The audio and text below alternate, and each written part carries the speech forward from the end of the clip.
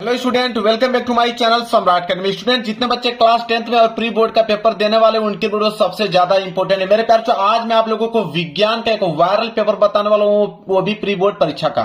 मेरे प्यार बच्चों, यह पेपर जो है आप लोगों का 70 नंबर का, और आज मैं आप लोगों को 70 में 70 बिल्कुल क्लियर करा देता हूं। जाइए प्री बोर्ड परीक्षा में भी मेरे प्यार बच्चों आप 95% लेकर जाइए। और एक बात बता दूं आप लोगों को, सारे के सारे विद्यार्थियों को प्री बोर्ड परीक्षा देना अनिवार्य है। ऐसा नहीं है कि आप लोगों को प्री बोर्ड परीक्षा नहीं देना है, सारे के सारे विद्यार्थियों को देना है, नहीं तो एडमिट कार्ड नहीं मिलेगा, न तो आप लोगों को प्रैक्टिकल के 30 नंबर मिलेंगे। तो इसलिए जाइए प्री बोर्ड परीक्षा देकर आइए। और विज्ञान में 95% स्कोर करके आने वाले हो। पेपर बहुत ही ज्यादा सिंपल बना हुआ है मेरे प्यार बच्चों। यहाँ पे नाम और अनुक्रमांक यहाँ पे लिख लो। और इस पेपर को हल करने के लिए आपके पास समय रहेंगे 3 घंटे 15 मिनट। 3 घंटे 15 मिनट के पहले ही सारे के सारे पेपर को हल कर पाओगे आप लोग। यहाँ पे सामान्य निर्देश दिया गया है, जो कि पढ़ना बहुत ही ज्यादा कंपल्सरी है। बोला है कि शुरू के जो 15 मिनट मिलेगा आपको पेपर पढ़ने के लिए मिलेगा, मतलब शुरू में आप 15 मिनट पेपर को पढ़ लीजिएगा और 3 घंटे में इस पेपर को सॉल्व करना है। इसके बाद बोला है कि यह पेपर 2 खंडों में विभाजित है, एक तो खंड अ, दूसरा खंड ब। खंड अ में जो है 20 बहुविकल्पीय प्रश्न रहेगा, खंड ब में 50 नंबर के वर्णनात्मक प्रश्न रहेंगे। तीसरा है जिसमें बोला है कि खंड अ में भी 3 उपखंड रहेंगे और खंड ब में भी 3 उपखंड रहेंगे। 3 उपखंड इसलिए होगा क्योंकि फिजिक्स, केमिस्ट्री, बायोलॉजी तीनों के अलग अलग उपखंड बनते हैं।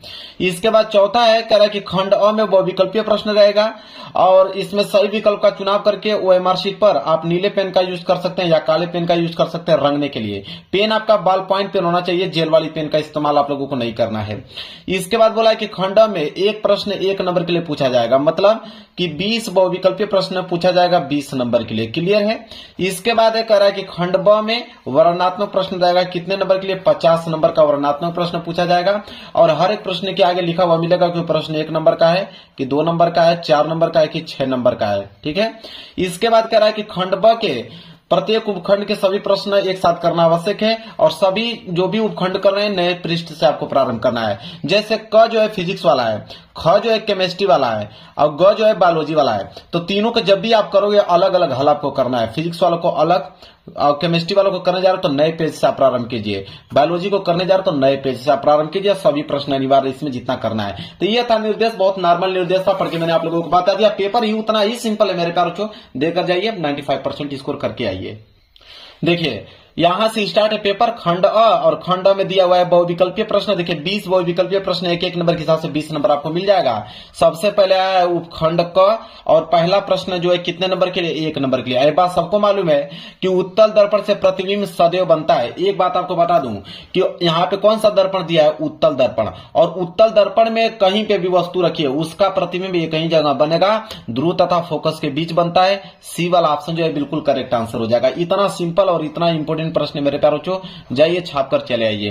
पहले का सी, देखिए कितना सिंपल क्वेश्चन पूछा है।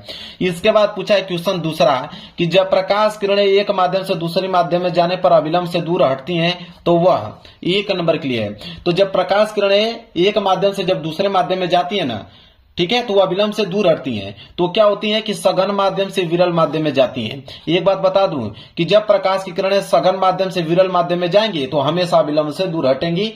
क्लियर है। चलिए देखते हैं। ये देखिए तीसरा प्रश्न बहुत ही ज्यादा सिंपल प्रश्न पूछा है। एक उत्तल लेंस की फोकस दूरी 15 सेंटीमीटर। अब देखिए यहाँ पे फोकस दूरी दे दिया है कितना? 15 सेंटीमीटर। और 30 सेंटीमीटर दूरी पर रखी एक वस्तु, मतलब u जो है 30 सेंटीमीटर दिया गया, मतलब 30 सेंटीमीटर दूरी पे एक वस्तु रखा गया है और उसकी फोकस दूरी है 15 सेंटीमीटर। तो वस्तु का प्रतिबिंब कहां पर बनेगा? 1 नंबर के लिए प्रश्न है। तो मेरे प्यारे जो वस्तु का जो प्रतिबिंब v का वैल्यू जब आप निकालोगे दर्पण लेंस से मेरे प्यारे, ठीक है, तो यहां पे आपको आएगा 30 सेंटीमीटर वस्तु के दूसरी ओर वास्तविक उल्टा तथा वस्तु के आकार का। ठीक है। लेंस सूत्र क्या कहता है ये बात आपको भी मालूम है कि 1/f बराबर 1/v माइनस 1/ku, यही होता है लेंस सूत्र। और दर्पण सूत्र के लिए यहाँ पे प्लस लगाया जाता है, लेकिन यहाँ पे लेंस की बात किया गया तो लेंस सूत्र लगाएंगे। f का वैल्यू दिया हुआ है और यहाँ पे u का भी वैल्यू दिया है, v का वैल्यू निकाल लो तो आएगा 30 सेंटीमीटर वस्तु के दूसरी ओर वास्तविक बनेगा, उल्टा बनेगा और वस्तु के आकार का बनेगा। जितना बड़ा वस्तु रहेगा उतना बड़ा प्रतिबिंब बनेगा। क्लियर है। चलिए ऐसे ऐसे तो प्रश्न दिया गया। देखिए चौथा प्रश्न देख लीजिए क्या है कि जब श्वेत प्रकाश से प्रिज्म से गुजरता है तो निर्गत प्रकाश में प्रिज्म के आधार से दूरस्थ प्रकाश का रंग होगा, मतलब सबसे अधिक दूर पर कौन सा रंग बनेगा, मतलब सबसे अधिक जो है किसका मतलब, जैसे मैं आपको समझा देता हूं, ये बात आपको भी मालूम है, प्रिज्म है, ये श्वेत की प्रकाश की किरणें है, तो सबसे अधिक विचलन किस रंग का होगा, मतलब सबसे दूरी पर किस रंग का वो बनेगा, तो सबसे अधिक दूर बनता है आपका बैगनी रंग का। ठीक है, डी वाला ऑप्शन जो होगा बिल्कुल राइट आंसर हो जाएगा। ये तो क्वेश्चन पूछा है, क्लियर है। देख लो पांचवा, ये भी प्रश्न तुरंत कर दोगे। एम्पियर सेकंड किसका मात्रक है, 1 नंबर के लिए प्रश्न है। तो एम्पियर सेकंड किसका है, आवेश का, क्योंकि Q बराबर क्या होता है, I इंटू टी। आई मतलब धारा और टी मतलब समय, तो धारा का मात्रक क्या होता है यहाँ पे, एम्पियर। ठीक है, और समय का मतलब क्या होता है, सेकंड, तो एम्पियर सेकंड किसका हो गया, आवेश का। यही तो प्रश्न है। इसके बाद है 6 वाला कि एक सेल से R1 तथा R2 दो प्रतिरोधक के 2 तार समांतर क्रम में जोड़े जाते हैं। यदि उनमें प्रवाहित धारा I1 और I2 प्रति सेकंड उत्पन्न उष्माएं H1 और H2 हो तो उष्माओं का अनुपात क्या होगा, 1 नंबर के लिए प्रश्न है। तो उष्माओं का जो अनुपात होगा मेरे प्यार चो, वो हो जाएगा कि H1 बटे H2 बराबर R2 बटे R1 हो जाएगा। यहाँ पे लोग पहला वाला ऑप्शन जो होगा बिल्कुल करेक्ट आंसर हो जाएगा। क्लियर है, चलिए आगे बढ़ते हैं। अगला प्रश्न है प्रश्न संख्या 7वां, कह रहा है कि चुंबकीय क्षेत्र की तीव्रता का मात्रक है, 1 नंबर के लिए प्रश्न है। तो चुंबकीय क्षेत्र की तीव्रता का मात्रक जो होता है वो होता है न्यूटन प्रति एम्पियर मीटर। बी वाला ऑप्शन जो है बिल्कुल राइट आंसर हो जाएगा। यहाँ पे फिजिक्स का काम खत्म, अब स्टार्ट हो गया यहाँ पे केमिस्ट्री वाला प्रश्न, और केमिस्ट्री वाला प्रश्न दिया हुआ है प्रश्न संख्या 8वां। पूछा है कि मेथेन का जो संरचनात्मक सूत्र होता है वो कौन सा है, 1 नंबर के लिए 4 ऑप्शन दिया हुआ है। तो इसका संरचनात्मक सूत्र होता है मेरे प्यारों यहाँ पे बी वाला जो है बिल्कुल राइट आंसर हो जाएगा। देख लो 9 वाला प्रश्न देख लो क्या है, निम्नलिखित में समजातीय श्रेणी है, 1 नंबर के लिए प्रश्न है। तो समजातीय श्रेणी की अगर हम बात करें तो वो है आपका CH4 और C2H6, बी वाला ऑप्शन जो है बिल्कुल करेक्ट आंसर हो जाएगा। 10वां देख लो, लेड नाइट्रेट का रासायनिक सूत्र क्या होता है, सबको मालूम है कि लेड जो नाइट्राइट का सूत्र होता है, लेड मतलब PB, नाइट्रेट मतलब NO3 और वोल्टवाइज। यहाँ पे ए वाला ऑप्शन जो है बिल्कुल राइट आंसर हो जाएगा। इसके बाद 11वां प्रश्न देख लो, शुद्ध जल का पीएच मान होता है। तो शुद्ध जल का पीएच मान कितना होता है मेरे प्यार, 7 होता है, क्योंकि शुद्ध जल जो होता है उदासीन होता है, और उदासीन का वैल्यू कितना होता है, 7 होता है। बात आपको भी जानकारी होना चाहिए। 12वां है कि एंटीमनी है, तो एंटीमनी तो भाई एक उपधातु कहलाता है। तो यहाँ पे सी वाला जो है बिल्कुल राइट आंसर हो जाएगा, 1 नंबर यहाँ से भी कंप्लीट हो गया। इसको देख लो 13वां, कह रहा है कि निम्नलिखित रासायनिक समीकरण को पूरा आपको करना है, 1 नंबर मिलेगा। चलिए देखते हैं।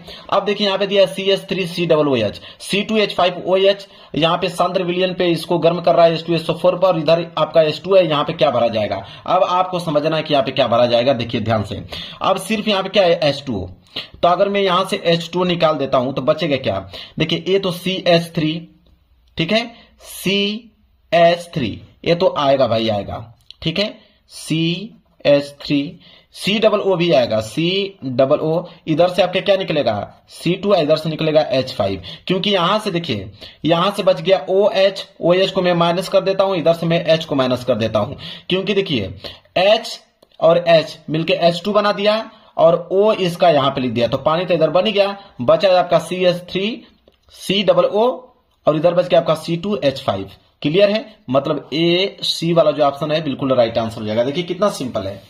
इसके बाद आएगा उपखंड ग में बायोलॉजी वाला प्रश्न। देख लो, बायोलॉजी वाला प्रश्न भी बहुत ही ज्यादा सिंपल पूछा है मेरे ख्याल से, इसका जवाब तुरंत आप दे पाओगे। जैसे 14वां प्रश्न पूछ दिया है कि कोशिकीय प्रक्रम में ऊर्जा मुद्रा है, ठीक है, एनर्जी मनी पूछ दिया है, तो एनर्जी ऑफ मनी किसको कहा जाता है मेरे प्यारों चो, एटीपी को कहा जाता है। यहां पे बी वाला ऑप्शन जो है बिल्कुल राइट आंसर हो जाएगा। 15वां है कि पीत रस का स्राव होता है, 1 नंबर के लिए प्रश्न है। तो पीत रस का जो स्राव होता है वो होता है लीवर से, ठीक है, मतलब यकृत द्वारा होता है मेरे प्यारों चो। यहाँ पे बी वाला ऑप्शन जो है बिल्कुल राइट आंसर हो जाएगा। 16वां है कि पराग कोष में होते हैं। देखिए पराग कोष में हमेशा पराग कण होगा, ठीक है, पराग के कण ही होते हैं, तो यहाँ पे डी वाला ऑप्शन जो होगा बिल्कुल राइट आंसर हो जाएगा। पराग कोष में पराग कण होते हैं। इसके बाद है आप लोगों का 17वां प्रश्न। 17वां है कि पत्तियों पर कलियां विकसित होती हैं, 1 नंबर के लिए। देखिए पत्तियों पर जो कलियां विकसित होती है ना, वो कहां पे होती हैं, तो ब्रायोफिलम में होती हैं। सी वाला ऑप्शन जो है बिल्कुल राइट आंसर हो जाएगा।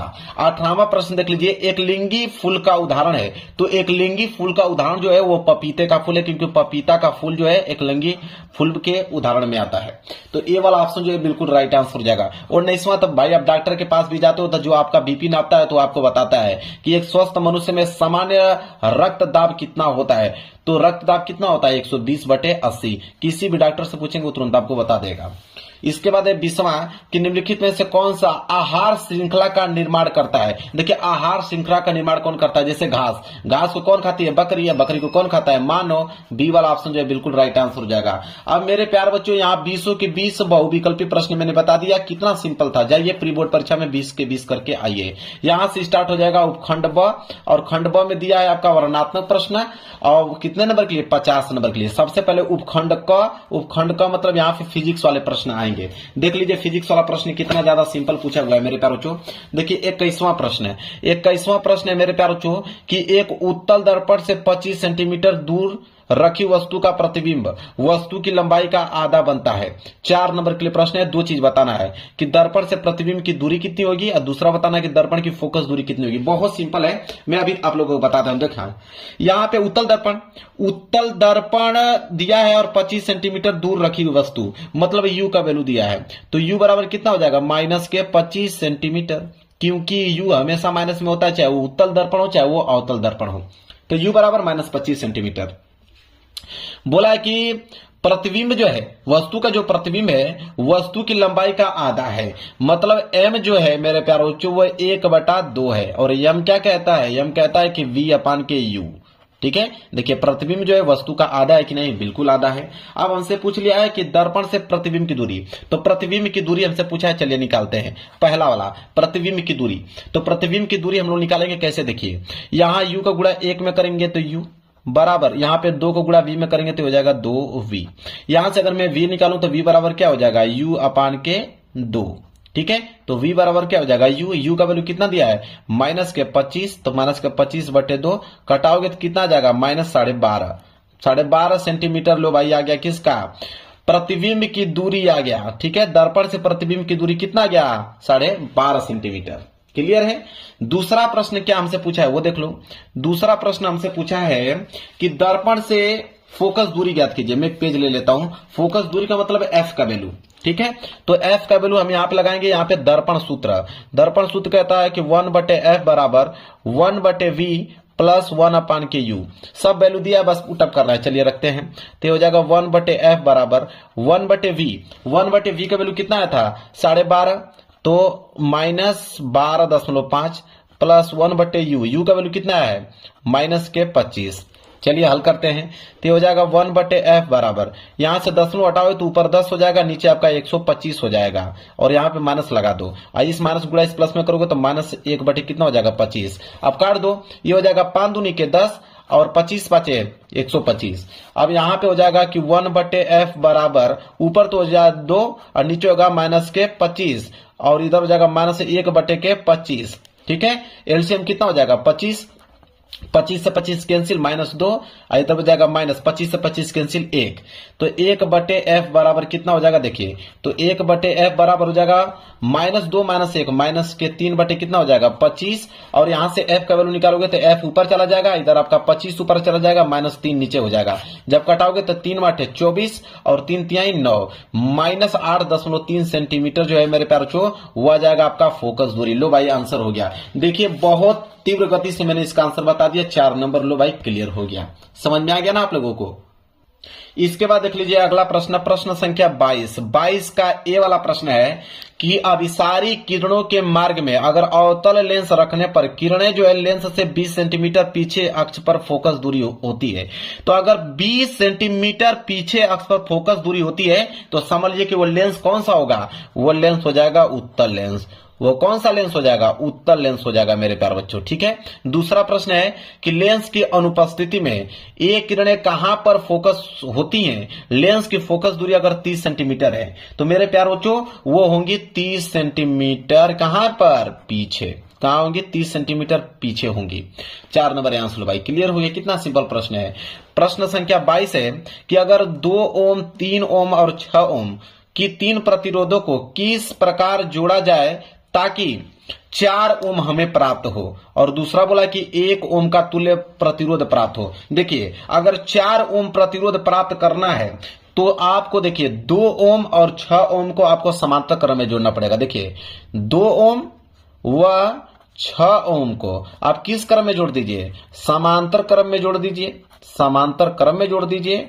और यह जो 3 बचा है 3 ओम को श्रेणी क्रम में जोड़ दीजिए। इसके बाद हल करेंगे तो आपका 4 ओम प्राप्त हो जाएगा। अगर 1 ओम का तुल्य प्रतिरोध प्राप्त करना है तो आप इन तीनों को समांतर क्रम में जोड़ दीजिए। जब तीनों को समांतर क्रम में जोड़ देंगे तो आपका 1 ओम का तुल्य प्रतिरोध प्राप्त हो जाएगा। क्लियर? इतना हिंट आपके लिए बहुत काफी है, बस आपको हल करने की जरूरत है। प्रश्न 24 देख लो क्या है।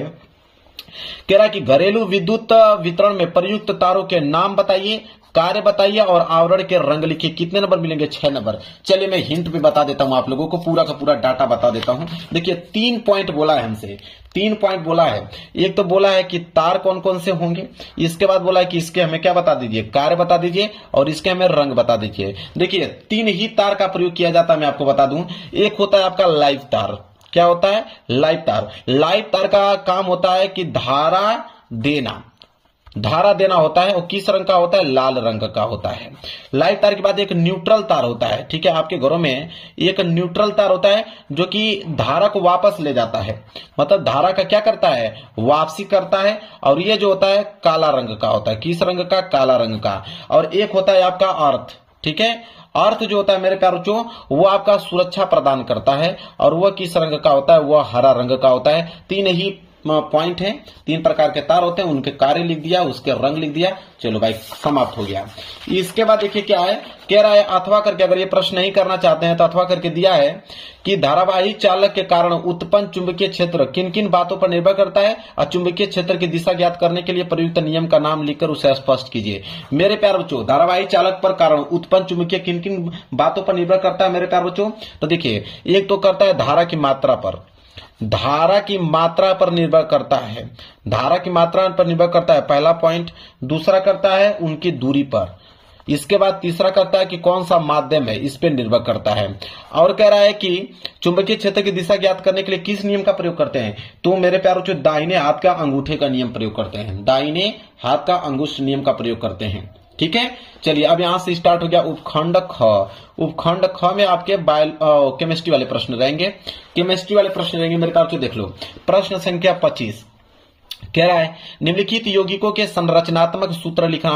4 नंबर मिलेगा आपको। एथनोइक अम्ल, एथनोइक अम्ल का क्या सूत्र होता है? CH3COOH होता है। मेथनॉल का क्या होता है? मेथनॉल का होता है आपका CH4 होता है। इसके बाद क्या है? 1 क्लोरोप्रोपेन का सूत्र होता है CH3 और होता है यहाँ पे CH2 और Cl होता है। यहां पे दिया है नाइट्रोमेथेन, नाइट्रोमेथेन का क्या होता है कि CH3NO2। क्लियर है, मैंने चारों को बता दिया। इसके बाद है प्रश्न संख्या 26 का पहला। प्रश्न संख्या 26 का पहला है कि विद्युत रासायनिक श्रेणी को स्पष्ट कीजिए और इसके 2 अनुप्रयोग भी लिखिए। तो विद्युत रासायनिक श्रेणी की अगर हम बात करें तो धातु की क्रियाशीलता का क्रम होता है जिसे हम लोग विद्युत रासायनिक श्रेणी बोलते हैं। ठीक है, इसका उपयोग किया जाता है धातु निष्कर्षण में किया जाता है, बैटरी के निर्माण के लिए प्रयोग किया जाता है। क्लियर है। इसके बाद है कि मिश्र धातु किसे कहते हैं? कॉपर की 2 प्रमुख मिश्र धातुओं के नाम वो उपयोग लिखे। देखिए मिश्र धातु किसे कहते हैं कि 2 या 2 से अधिक धातुओं का मिश्रण क्या कहलाता है? मिश्र धातु कहलाता है। जैसे कॉपर क्या है? तो मिश्र धातु है। बोला है कि कॉपर की 2 प्रमुख मिश्र धातुओं के नाम लिखना है ना। जैसे पीतल, पीतल का कार्य क्या होता है? बर्तन बनाने का कार्य होता है। कांसा, कांसा का प्रयोग कहां किया जाता है? मूर्ति बनाने के लिए किया जाता है। इतना हिंट आपके लिए बहुत सफिशियंट है। प्रश्न 27 है कि निम्नलिखित यौगिकों के IUPAC नाम लिखना है। 4 नंबर आपको मिलेगा। चलिए देखते हैं। यहां पे देखिए HCHO, इसे हम लोग क्या बोलेंगे? इसे हम लोग बोलेंगे मेथेनॉल। क्या बोलेंगे? मेथेनॉल। क्या बोलेंगे? मेथेनॉल। यहां पे दिया CH2 single bond CH, double bond से CH2, इसे हम लोग बोलेंगे प्रोपेन। क्या बोलेंगे? प्रोपेन बोलेंगे, प्रोपीन। क्लियर है। इसके बाद बोला है कि कार्बन की संयोजकता पर एक संक्षिप्त टिप्पणी लिख लीजिएगा। कार्बन की संयोजकता कितनी होती है? कार्बन की संयोजकता कितनी होती है? 4 होती है मेरे प्यारे बच्चों। इसके बाद दिया हुआ है कि बेकिंग पाउडर, जिसे हम लोग बोलते हैं खाने का सोडा, उसका रासायनिक नाम लिखिए और उसका अणु सूत्र लिखिए और बेकिंग पाउडर को गर्म करने पर क्या होता है। देखिए बेकिंग पाउडर का अगर रासायनिक नाम की अगर हम बात करें तो उससे हम बोलते हैं मेरे पास जो सोडियम हाइड्रोजन कार्बोनेट। क्या बोलते हैं? सोडियम, मैं लिख भी देता हूं, सोडियम हाइड्रोजन कार्बोनेट। यह होता है उसका मेरे प्यारो जो रासायनिक नाम होता है किसका, बेकिंग पाउडर का, सोडियम हाइड्रोजन कार्बोनेट होता है। ठीक है, इसके बाद बोला है कि बेकिंग पाउडर को गर्म करने पे क्या होता है। ठीक है, तो बेकिंग पाउडर को गर्म करने पर कार्बन डाइऑक्साइड निकलता है, इस बात को जान लीजिएगा, कार्बन डाइऑक्साइड निकलता है उसको जब आप गर्म करेंगे। अगर ये नहीं कर पाएंगे तो अथवा करके दिया है कि द्विविस्थापन अभिक्रिया किसे कहते हैं, उदासीनीकरण अभिक्रिया किसे कहते हैं, योगात्मक अभिक्रिया किसे कहते हैं। ये तीनों अभिक्रिया बहुत इंपॉर्टेंट है मेरे प्यारों, आपसे निवेदन है इसको तैयार कर लीजिएगा मेरे प्यारों किसी कीमत पे। इसके बाद है उपखंड ग। उपखंड ग बायोलॉजी वाला प्रश्न। बायोलॉजी वाला प्रश्न देख लीजिए क्या है, बोला है कि प्रश्न संख्या 28 कि एक तंत्रिका कोशिका जिसे न्यूरॉन बोलते हैं, न्यूरॉन की संरचना का नामांकित चित्र बनाइए तथा इसके कार्यों का वर्णन कीजिए। तो न्यूरॉन का चित्र आप लोग जानते हैं, न्यूरॉन का चित्र बना लीजिएगा। और उसके मुख्य भाग की अगर हम बात करें तो न्यूरॉन के जो मुख्य भाग है वो है आपका डेंड्राइट होता है, कोशिका देह होता है, एक एक्सान होता है। और कार्य इसका क्या होता है, न्यूरॉन का कार्य क्या होता है, संदेश संचार करना।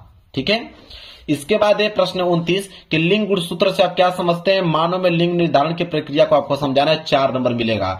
तो लिंग गुणसूत्र 2 ही होते हैं, एक होता है एक्स और एक होता है आपका वाई, 2 लिंग गुणसूत्र होते हैं। ठीक है, अगर यक्स और वाई हो जाए तो आप समझ लीजिए कि पुरुष होगा, और यक्स और यक्स हो जाए तो समझिएगा कि स्त्री का निर्माण हो रहा है। इसके बाद तीसरा है कि उत्पादन और उपभोक्ता में 4 अंतर बताइए। आप लोग अंतर बता देना। आपको मालूम है कि उत्पादन किसे कहते हैं, उत्पादक उसे बोलते हैं मेरे पास जो भोजन बनाते हैं, और उपभोक्ता उसे बोलते हैं कि जो भोजन लेते हैं। तो भोजन जो लेते हैं उसे बोलते हैं क्या, उपभोक्ता। उत्पादक जो होते हैं, उत्पादन जो करते हैं वो भोजन को बनाते हैं, और उसमें अपना अंतर लिख लीजिएगा।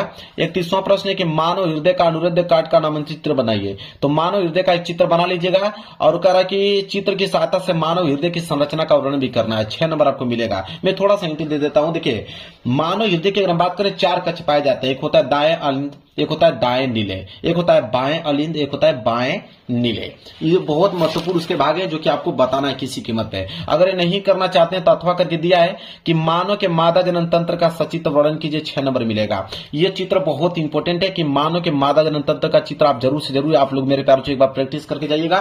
प्री बोर्ड परीक्षा में 110% की ये क्वेश्चन आने वाले हैं मेरे प्यारों। देखिए, बहुत आसान तरीके से मैंने पूरा का पूरा पेपर का सोल्यूशन करा दिया।